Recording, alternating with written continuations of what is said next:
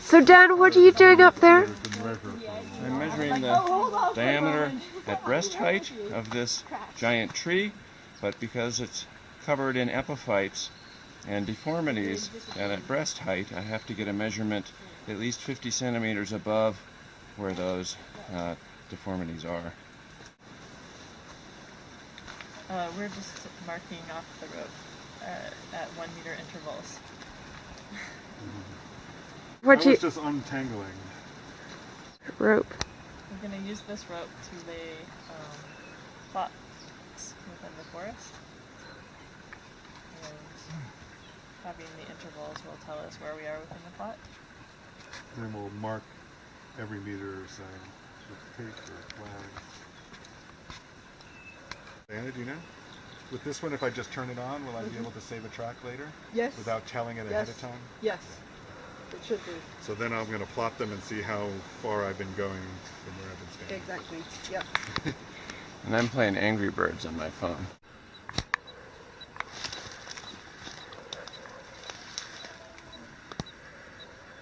I don't have to kill anything.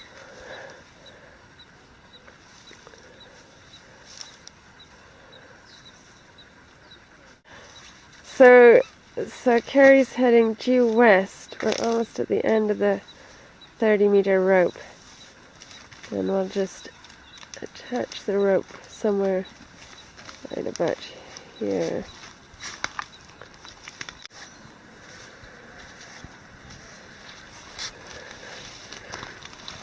So here we're going out in 4 different directions from the center point.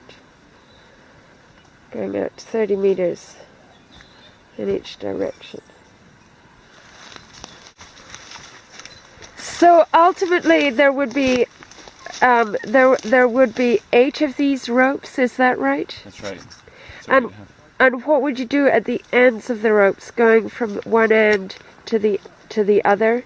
You would have stakes at the other you'd end? have stakes at the other end just to sort of keep them in place. Until then you'd go and mark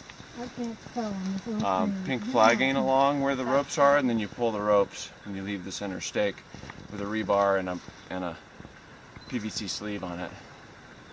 And then within the quadrants you go in and you measure diameter of the trees and their identity. And then it's not on the protocol, but then we could do understory diversity or stuff like that. What I'm not clear is what to do with the ferns. Because they've got big DBHs, but they clearly don't have the same biomass that... Why don't we just ignore the ferns and choose sites without too many of them? So how would you do the biomass estimates? The biomass estimates, we would have our 8 wedges in the pie, and then we go through each wedge one at a time, and you measure every tree that's above 10 centimeters diameter. At breast height, you identify the tree species, you chalk it to show you've already measured it, and maybe write the number on it. And in your data, you're saying tree number 1, Ilex DBH 23. And that's really all you need. You go on and you finish your wedge. And you're not marking the actual exact position of each one of those trees, either in a relative way or with a GPS. To actually place where all the trees are, rather than having to do all that on the ground, because that's a hell of a lot of work to map a plot this big. Yeah. So you use the LiDAR to map the biomass. We'll just go crazy. And then when it's really filled, you can use this for breaking up sticks. These guys, you can crush things with it.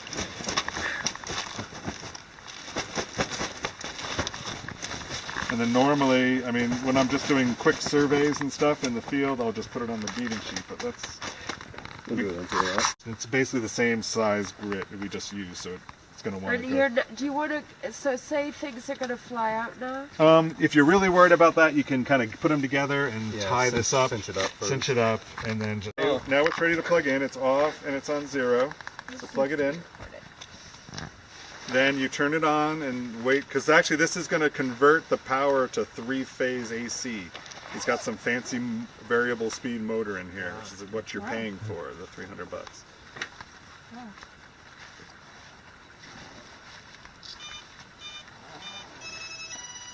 Okay, now it's ready.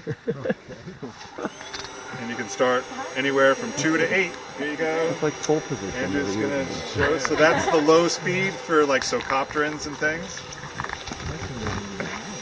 And see if we actually get anything.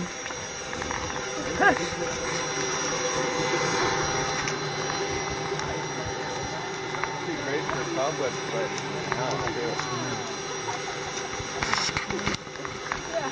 So how does this make you feel, Andy? This makes me feel great.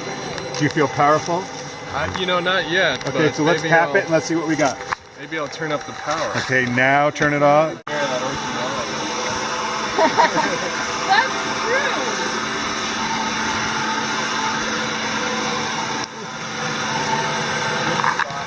That's true.